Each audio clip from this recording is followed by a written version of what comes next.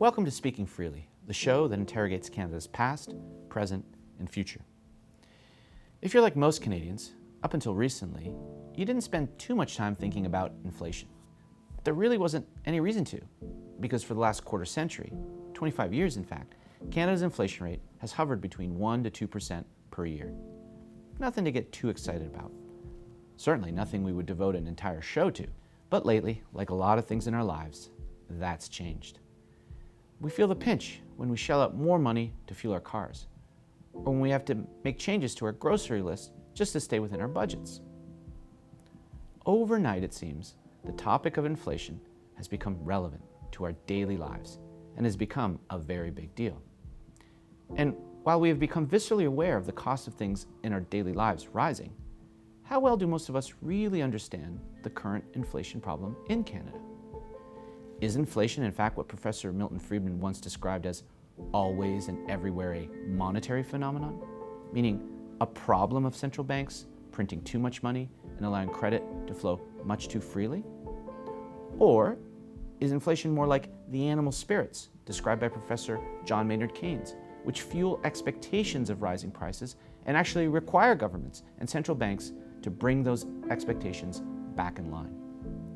In fact, the question of whether inflation, at least moderate price rises, is even a problem is also open for debate.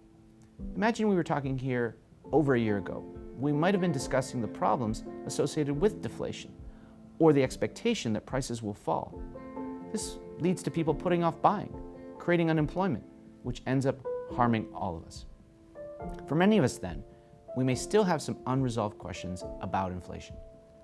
For example, what are the root causes of price rises that have come on so strong and so suddenly in Canada over the last year? How long will this period of inflation last? And perhaps most importantly, what, if anything, can governments and central bankers do to ensure that inflation returns to pre-pandemic levels?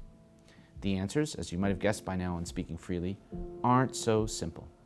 Luckily, to help us sort through all this complexity are my guests today, Professor Moshe Lander, Senior Lecturer in Economics at Concordia University, and Professor Alicia Eads, Assistant Professor of Sociology and Industrial Relations at the University of Toronto. The issue of whether high and rising prices are here to stay, the question of whether central banks can tame the inflation lion, or the question of whether markets, like housing markets, can be changed to make housing prices more affordable for the typical buyer, are some of the questions that we'll be addressing on today's episode. So join us after the break for what I know will be a lively and informative discussion on a show we're titling Inflation Nation.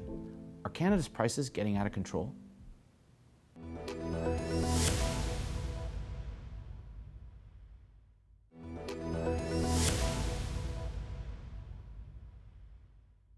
Welcome back to Speaking Freely. On tonight's show, we're going to be talking about inflation, which after many years not being talked about is now the center of many Canadians' attention. Well, fortunately, today we have two experts who are going to help us understand the phenomenon of inflation and what can be done about it.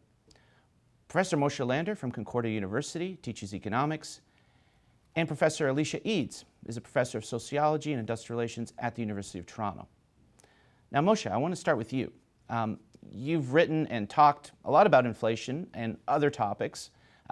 This particular topic, though, I think has sort of galvanized a lot of Canadians' interest, and certainly after many years, almost a quarter century, in fact, inflation seemed to have been tamed. What's happened in just over the last year that has allowed inflation to sort of pop back up, not only on newscasts, but in our pocketbooks? It's really a lot to do with COVID. We have, over the last 30 years, 40 years, created these long supply chains where goods are produced in factory floors in China and then shipped around the world. And the idea of everything being produced locally has spread to being produced internationally, where goods can be passed back and forth multiple times. When you're operating in a time where there's no real barriers and there's no real disruptions to that supply chain, things work well, and the central banks around the world were able to keep inflation exactly where they wanted it. But when COVID comes along and all of a sudden Entire cities, provinces get locked down, quarantines, the ability to ship goods gets disrupted. Even if you can ship goods, they get held up in ports because you need to scan them to make sure that they're not carrying viruses and things like that. Those are the types of things that central banks just are not equipped to handle. And so next thing you know, these supply chain disruptions start increasing costs. Eventually, those costs spill over into prices. And now we're talking about inflation being at 30, 40-year highs in many countries. Now, Moshe, one point you made there was really excellent, the supply chain issue, which has also become, again, a common knowledge term that for many years was sort of the sort of purview of operations management specialists and business school, professors and consultants, but now everyone hears about the supply chain. Someone described supply chains pre-pandemic as being highly efficient, but not very resilient. And I think that's what you just pointed out. But here's a sort of a question. In the early part of the pandemic, say the first year, in fact, prices declined, and we were worried again about the threat of deflation. Can you just walk us through how that kind of supply chain issue worked kind of in the other direction at the beginning and how it's working in the opposite direction now? For sure. So there's two sides to any market. There's the supply side and there's the demand side. And so when the supply side is being disrupted, this has an upward force on prices. But in the early part of the pandemic, when there was complete fear as to what exactly this was and how it was being transmitted, I can remind viewers about the idea of having to wash down countertops and groceries in the early stages before we kind of got a little bit better understanding. There was this tremendous drop in demand. And so that drop in demand would actually have a downward force on prices. So between this wrestling match of the upward force because of supply chains and the downward force because of the lack of demand, the initial fear was that that downward force was going to outweigh the upward force from the supply side. As we got a little more comfortable, maybe too comfortable existing within this pandemic world, demand rebounded. And so that downward force was no longer there. And the only thing that was left behind was that ongoing supply chain disruption. And the other part of it too was that COVID continues to affect the world in these waves, but the waves aren't all coming at the same time to the same countries. So as we're emerging from a particular wave, another part of the world is entering that wave. And so that ripple effect on the supply chain is just something that we haven't figured out yet after 6, 7 waves. Yeah, it's a good point. Our winter is another jurisdiction's summer, and these things kind of always play catch up. Excellent point. I want to draw in Professor Eads right now because that point you just made about supply and demand is really essential. And I think we're going to talk about another market that's huge and has a big influence on the things that Canadians pay out of pocket for, and that's housing. So Alicia, I just want to bring you in now.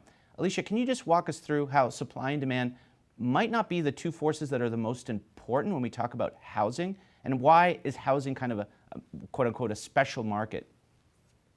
Sure.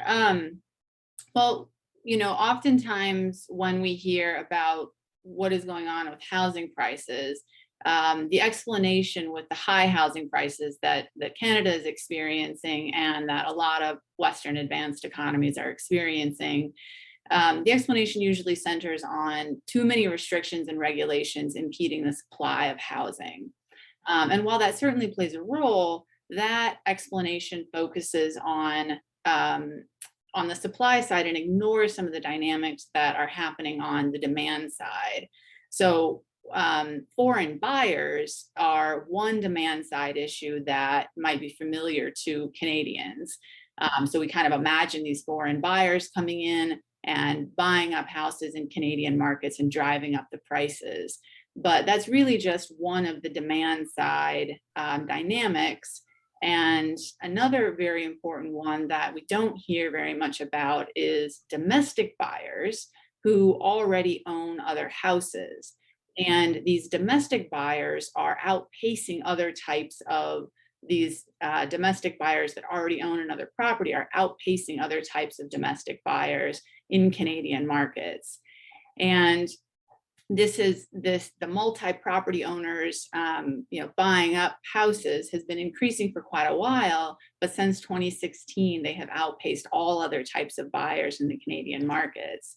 Now, we worry about investors driving the market like this because if first-time home buyers are repeatedly outcompeted, they may leave for more affordable markets. And I know workers who have left the GTA where I live because either they can't afford to live here at all, or they can't afford to live in the type of housing that they would like to live in.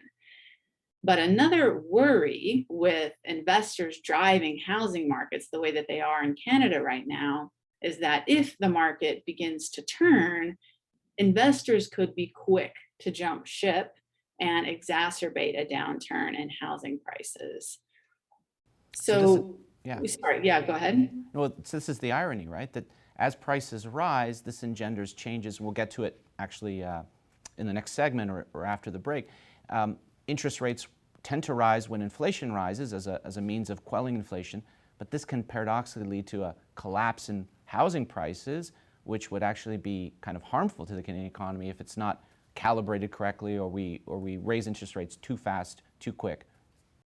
That's right, and we worry about that, right now, because beyond, the supply side issues that we focus on or hear about a lot, and these demand side dynamics that I was just describing, there's also evidence that exuberance and the quote unquote fear of missing out has taken over and has been pushing up prices in Canadian markets as well. And that kind of emotional expectations that have been driving prices can turn fairly quickly. Right. These are the famous animal spirits that John Maynard Keynes once called, to explain how people's attitudes can change and economies can kind of spiral either downwards or upwards in these inflationary ways.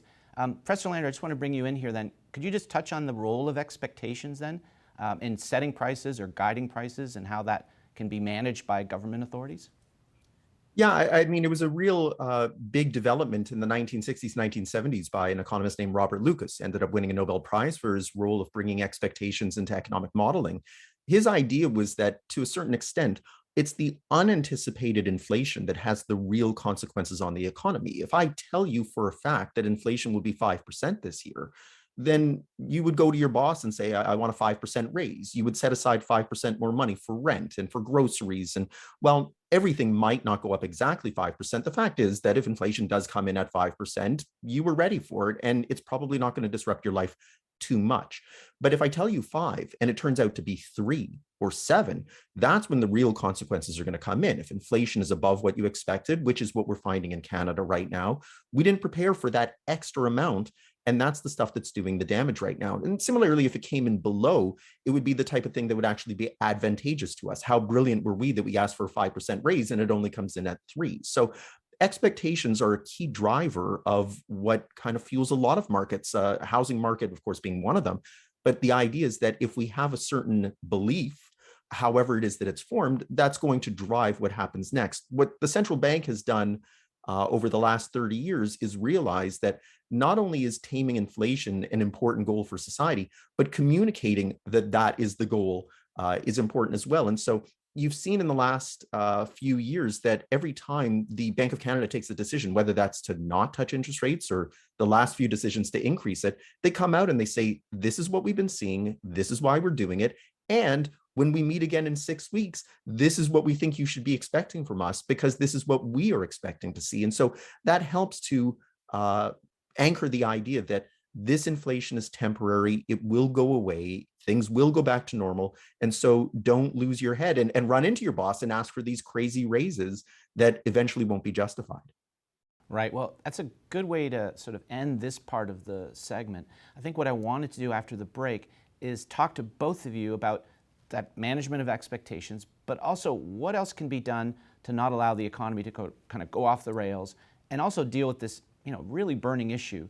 In most urban markets now across the country, this used to be kind of one issue localized in Vancouver largely, and now it's spread around. Every major urban environment is having this house price inflation that, as Professor Eads suggested, is actually pushing out a lot of labor, a lot of workers that could actually move into cities to help solve the supply side crisis. So we have a lot of interlinking areas to cover, and we'll get to those after the break.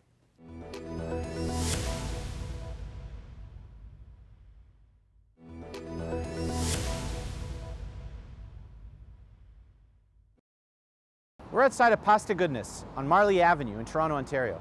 We'll be talking to business owners and customers about the rising cost of living. Are prices getting out of control? and what, if anything, can be done about it. Yeah, we've definitely been affected by the rise in inflation. The cost of flowers has gone up, the delivery, and to produce an arrangement for the same price as we did a few years ago is very hard to do at the moment. I think people expect to get the same amount for what they paid a few years ago. You know, they'll ask for a $65 arrangement.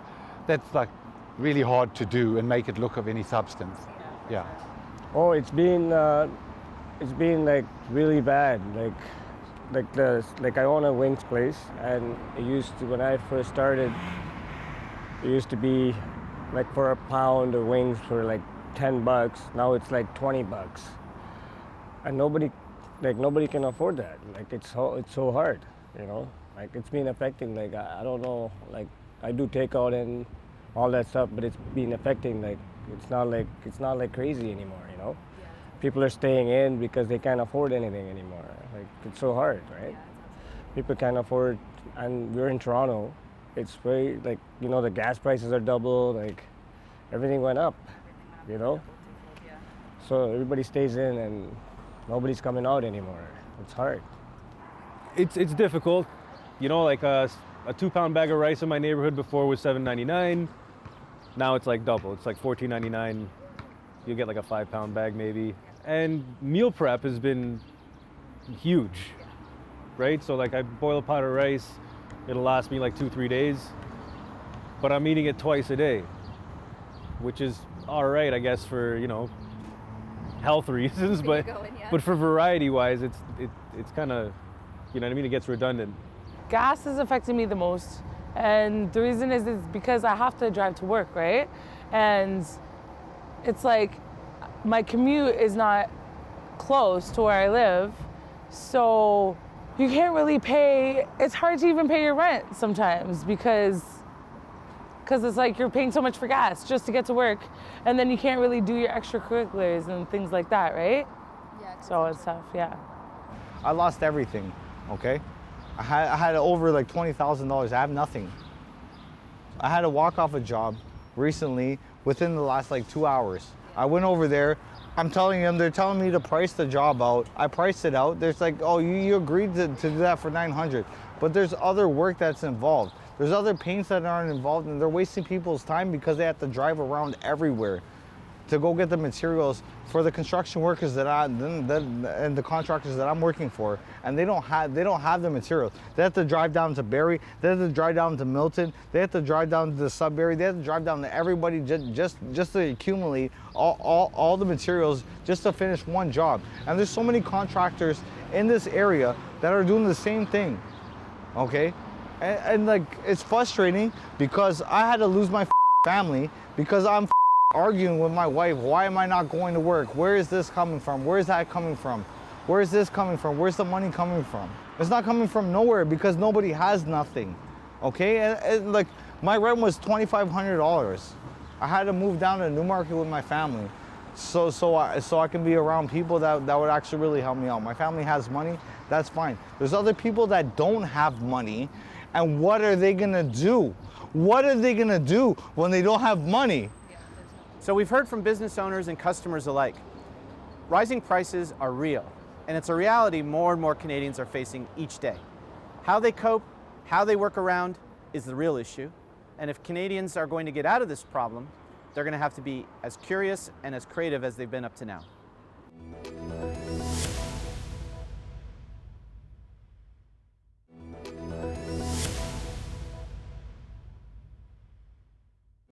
Welcome back to Speaking Freely. We've been talking about the rising prices in Canada and what the sources are. I'm speaking with Professor Moshe Lander from Concordia University and Professor Alicia Eads from the University of Toronto. Alicia, I want to start with you, and I want to loop back to some of the issues that Professor Lander mentioned as being kind of highlighting the reasons why prices have risen, mostly related to COVID, but not COVID per se. It's the effect that COVID has had on the supply side. So we tend to think of prices as being determined by two sides of a market, the supply and the demand. And in Professor Lander's reasoning, the supply has been disrupted. COVID around the world has disrupted supply chains, people have been getting sick, there have been lockdowns, and now we're seeing the repercussions of those constraints. So when you reduce supply and you still have the same amount of demand or even increasing, prices will rise. Now, is that necessarily the case in housing? Because housing is a huge budget item for most Canadians. It's what determines, where you can live and where employers can hire you. So housing plays a big role. If we just could increase the supply, wouldn't that necessarily reduce prices? So, supply issues certainly do have an impact. There's no doubt about that. And, the GTA, which I'm most familiar with, the Greater Toronto Area in Canada, they have had fairly restrictive zoning laws, for example, allowing primarily single family homes and other sorts of low density building. And so changing these can have an impact. But focusing strictly on supply misses some of the demand side dynamics that I mentioned earlier with investors, buying up the houses and pushing out first-time home buyers and other types of buyers that we like to think of are the primary buyers in the markets.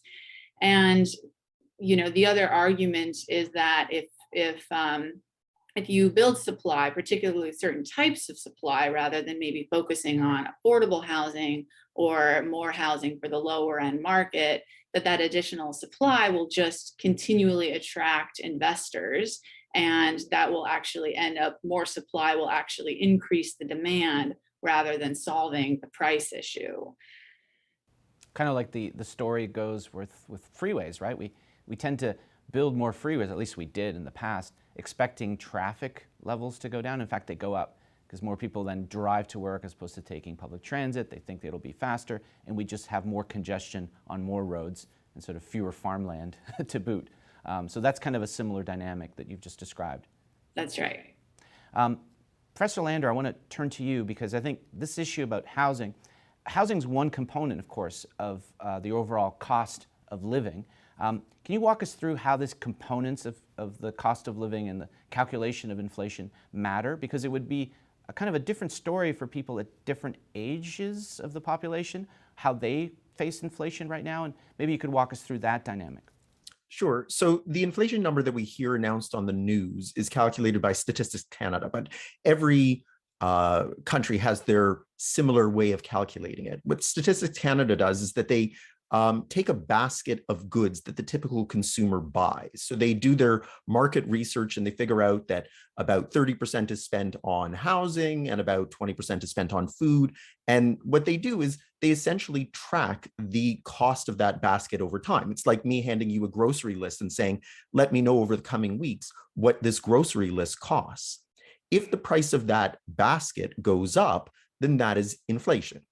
But the thing with calculating inflation is that it's a very blunt sort of number, right? It's a one size fits all, that if you're not buying that typical basket of goods, then the number that you hear on the news might not be your particular inflation rate. So within that inflation calculation, the big numbers that we're seeing rising are rent, groceries, and gasoline. And those are the things that are grabbing all the news headlines. But let's say that you're single. Let's say that you walk everywhere, you bike everywhere, and let's say that you own your own home. Well, you know what? You're probably not experiencing the outrageous inflation that, say, a lower income Canadian who's renting with a lot of mouths to feed and has to drive everywhere with an SUV is experiencing, right? So when you hear that number, it could be different by demographic group. It's also different by regions too, right? Atlantic Canada is probably experiencing it differently than the prairies or than the industrial center of Ontario and Quebec. Right. So this sort of different impact, this differential impact of inflation on Canadians matters in the sense that policymakers kind of tune their ears to where the biggest chunk of votes would be. But in this case, I mean, you mentioned the three things.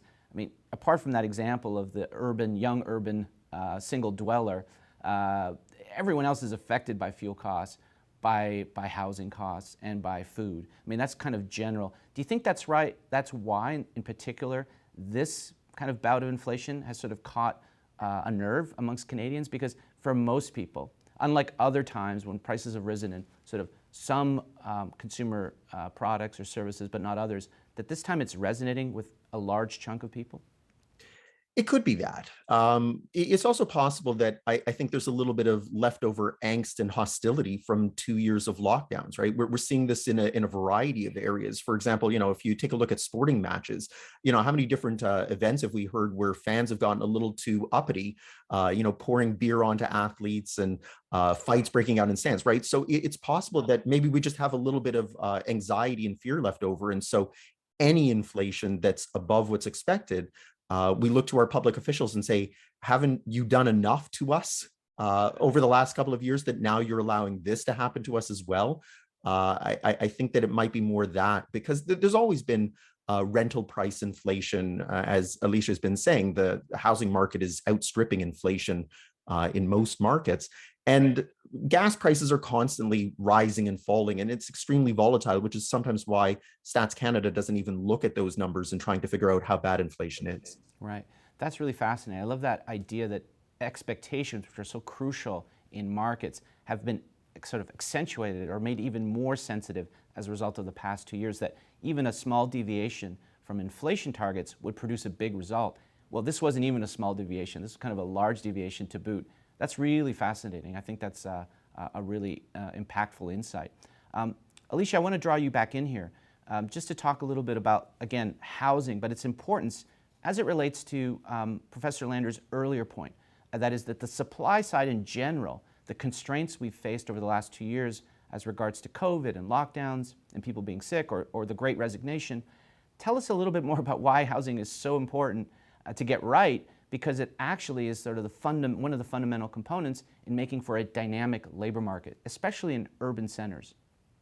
That's right. So, we know that if people are going to be able to move, to take a new job, for example, we like people to be free to, they need to be able to sell their current house, and they need to be able to, pay off that mortgage if they're still holding a mortgage, and they need to be able to afford a new house and or a new place to live in any case. And with both rental prices and purchase prices of owner-occupied housing going up, and have been for years and years in many Canadian cities, and that has really spread across the nation outside of the urban centers during the pandemic in particular.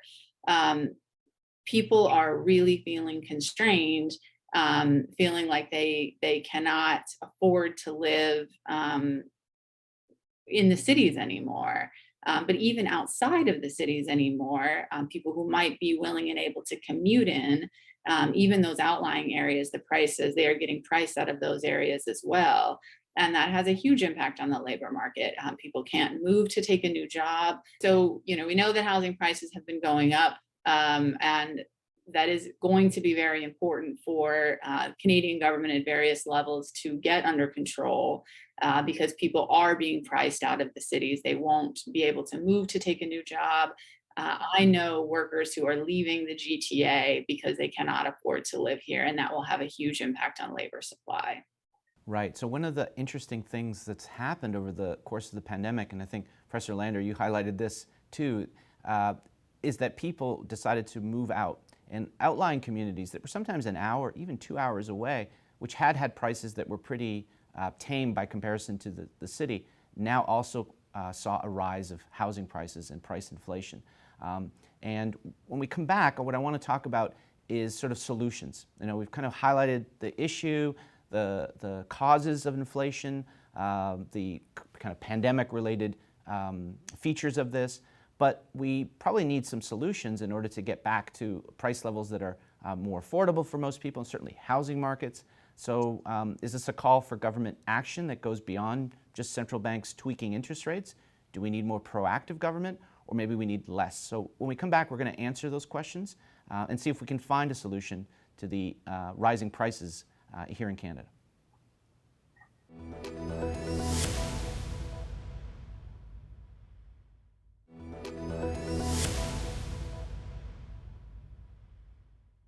Well, we're back on Speaking Freely, and now I want to turn the conversation around towards solutions. We've documented the rising prices. They're real. They seem to have come in at expectations far above what people had anticipated. And that could be a problem for the Canadian economy. I want to bring in Professor Lander again, and maybe you can guide us through kind of the role of all actors in Canadian society, but especially the central bank. Maybe speak a little bit about perhaps a difference that's opened up between Canada's central bank and that of the United States, which actually has a Federal Reserve System. Just describe why it's important that we tend to think, like we have for the last 30 years, that central banks have an independent role in kind of guiding the price level and inflation in the country and the setting of interest rates, and how that role has changed, at least south of the border. Sure. So before the 1990s, central banks were mostly tied to their governments. And what you would see is something that we would call the political business cycle. Before an election, you pump a bunch of cash into the economy, give it a little bit of a boost. Hopefully that kind of wins over some voters. And then as soon as you've won the election, you quickly snatch back the money. And so the idea then of interest rates and money supplies changing was kind of driven by the political business cycle rather than the economic business cycle. This was unstable. It was destroying expectations, and it was causing a lot of chaos. New Zealand was one of the first ones to realize that if they cut the central bank loose and just say, you are responsible for now controlling inflation, you do whatever you need to do it. Next thing you know, inflation's coming down, and Canada was pretty quick off the mark to copy the New Zealand model. And within about 5 years, we went from double-digit inflation, which older viewers will certainly remember, to single digit to what we now expect is 1 to 3%.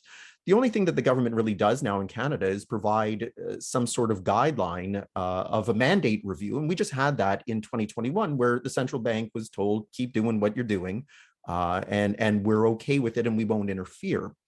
In the US, the problem has become that the previous president was quite active in trying to reintroduce that political business cycle. He wanted to use the central bank to promote his agenda, and when it didn't coincide, he took to them to Twitter. And this deepened a political divide in the US that made the Fed, their central bank, look political, that it was taking particular actions because it didn't like the president rather than it was doing what was best for the economy. The other thing to note too is that central banks, even though they might be told you need to keep inflation under control, that might be just one goal among many that central banks have. In Canada, it's the only goal that our central bank has. If you have leftover ammunition and you want to focus on things like output gaps or unemployment rates, hey, knock yourself out. But inflation comes first. And we would say that's a hierarchical mandate. Yeah. The US recently introduced what was called a dual mandate, where they said, not only do you need to focus on inflation, but you need to focus on that output gap too. If we have a recession, then you need to use some of your tools to try and help alleviate that. And if the economy overheats, you need to rein that in too. That's interesting. Yeah, that dual kind of role is partly maybe at play in the inflation numbers. America's inflation numbers are almost double those of Canada. They're both high, but that kind of output gap, i.e. lowering, keeping inflation low, unemployment low, is probably prompting the Fed's actions. And in fact, you mentioned the politicization of the Federal Reserve. It also happened, if I'm correct, in the response to the global financial crisis, that even then the Federal Reserve kind of was tied to the hip with the fiscal policies that the government was then enacting. Again, the financial crisis was far deeper and worse in the United States, so that could maybe explain it. Is that a fair assessment? Yeah, it actually goes back even a little bit before that. If you remember, Alan Greenspan at the turn of the century was, they created what was called the Greenspan put, right? Right. When you had the dot-com collapse, he quickly moved interest rates to try and help alleviate some of the mess that was coming. And so financial markets became to expect that when there's going to be an economic disaster, the Fed will now move to decrease interest rates, regardless of its impact on inflation. And so this started to create these sort of one-sided bets that, hey, even if things go south for us, the Fed's always there to bail us out. It creates a certain amount of moral hazard that we haven't quite seen yet in Canada. Right. This is the dot-com bubble of the early 2000s. And you're right, sort of the cavalry always coming in to save the day, right? That's great. Thank you, Professor Lander. I want to shift gears to Professor Eads now. And, we've heard a little of this cross-country comparison, the US versus Canada. Maybe you can guide us on other examples of other countries that have done things that help improve price stability, especially in housing, and how that might play out through government institutions like central banks. Sure. Well, there's actually many different models out there, I suppose probably as many as there are countries, but there are a couple of maybe ideal types of models out there that do it quite differently than Canada does. And one example there is Germany. And so the primary differences between Germany and Canada are that, Canada supports kind of an easy credit approach, and they have policies that are geared toward keeping credit flowing, particularly mortgage credit, because this can help, in the view of some scholars, some academics, this can help ease consumption in Canada and can help overall economic growth. So in Germany, they take a very different approach. And particularly in the early 2000s, Germany even reversed some of its kind of easy, cheap mortgage credit policies in an effort to keep a lid on housing prices there. And it seemed to work for quite a while. But other countries that are maybe a bit more like Canada in terms of supporting, credit policies is a country like New Zealand, where they have experienced the, growing levels of household debt like Canada has, growing household prices over the past few decades. And New Zealand is experimenting once again through their central bank. They've included a mandate now that their central bank has to take into consideration housing prices as they implement monetary policy, as one effort that New Zealand is putting forward to try and bring housing prices down there.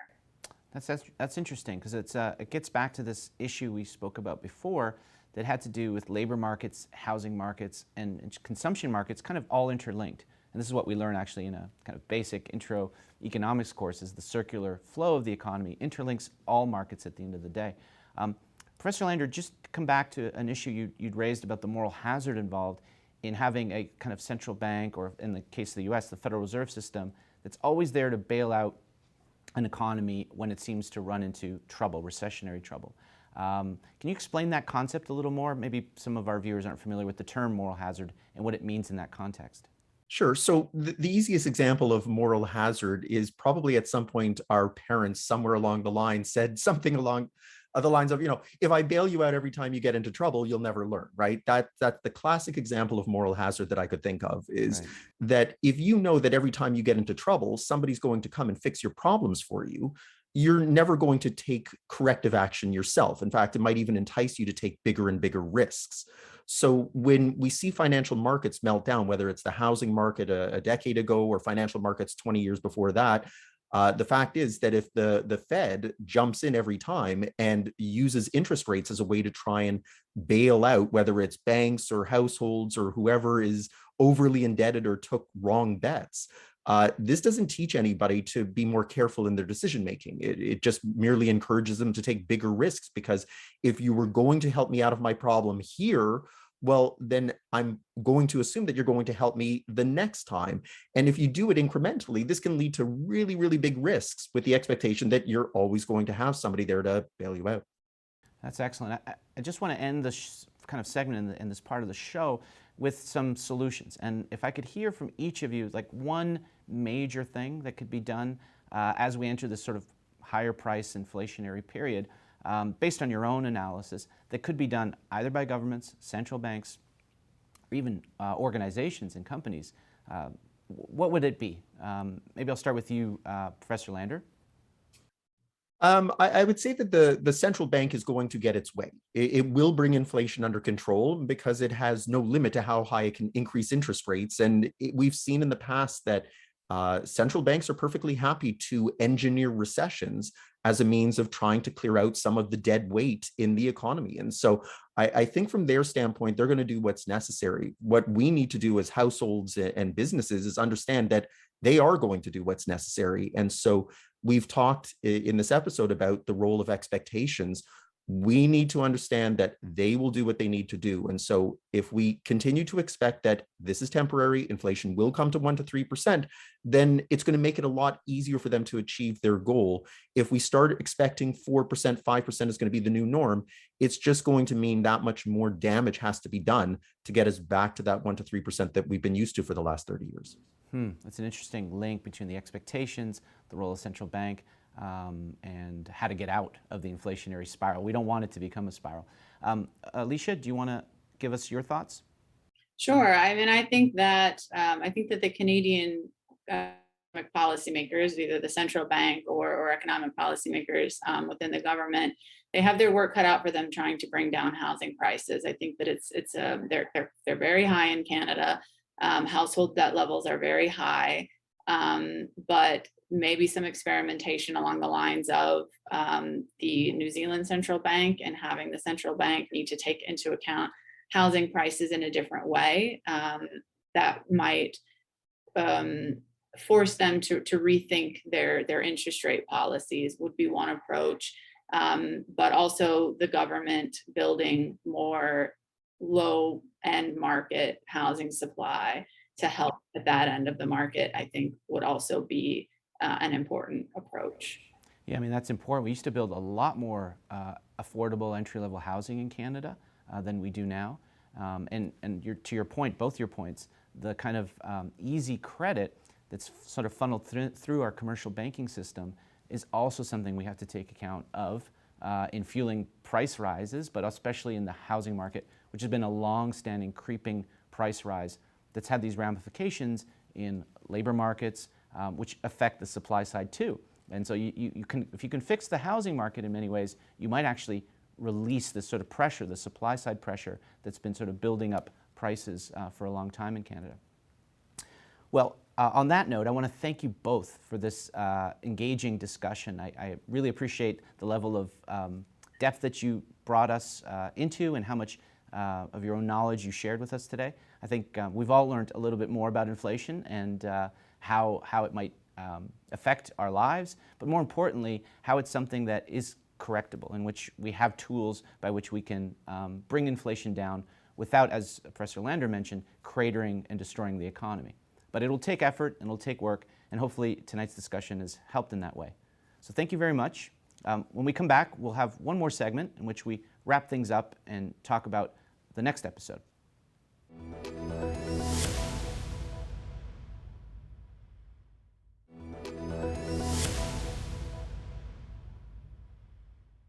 So that wraps up our episode, which we've titled Inflation Nation, which gave you, the audience, a window into the spike in prices that we've all been witnessing and feeling in Canada over the past year.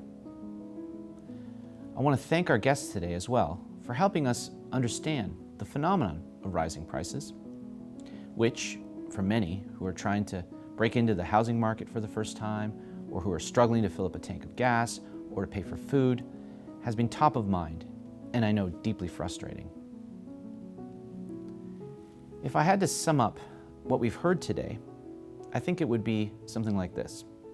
While governments and central banks are now, finally, some would say, seriously invested in turning to the inflation problem, they shouldn't forget that the source of many of these recent price rises has been related to COVID and pandemic policies that, for the last 2 years, have seriously disrupted supply chains around the world and driven thousands of workers out of the labor force, some of them permanently. These supply-side constraints are just not easily resolved by the typical interest rate moves and monetary-based changes that central banks typically adopt. Nor can prices be tamed without resolving the challenge that first-time homebuyers are facing in major cities across the country. As Professor Alicia Eads reminded us, without labor and workers available to firms, the supply-side constraints holding back these organizations from supplying more services and goods will not be resolved. Typical central bank policies like interest rate rises just won't do it. What happens next, therefore, will depend a lot on how quickly we can pivot away from pandemic planning towards normal economic decision-making. The question of whether interest rates rise or not will therefore depend on these supply chain disruptions, which were highlighted by Professor Lander. And these supply chain disruptions are likely to persist for some time. What does this all mean? It means that inflation, whether we like it or not, will also be with us for the next little while in Canada. Now, this is all the more reason to remain calm and not to panic, and more reason for governments to have empathy. Empathy for those who are in our midst who may be facing even greater challenges in their lives, having to pay for the rising prices of fuel, food, and housing. And we should also realize that the more expectations of rising prices get baked into society, the harder it will be for the central bank to rein those expectations back in, and the higher that interest rates might have to rise as a result. So, what does this take? This takes concerted effort, and everyone needs to play a role. Even employers, they can play a role. They can allow workers to continue working flexibly as they have for the past 2 years. Working from home allows workers to work at a greater distance and to travel less. These are two things that allow them to save on transit and housing costs. The other thing that governments and central banks need to recognize is that those supply chain and those labor supplied issues will really only dissipate after COVID and COVID's related disruptions appear in our collective rear view mirror. Time is our friend in this regard, and it's patient policymaking that should be preferred over any hasty, knee-jerk reactions. So I want to thank you for sharing your time with us today. I look forward to seeing you next week when we'll actually be discussing something quite related to today's talk, which is Canada's COVID exit strategy and what we've learned, if anything, over the past 2 years.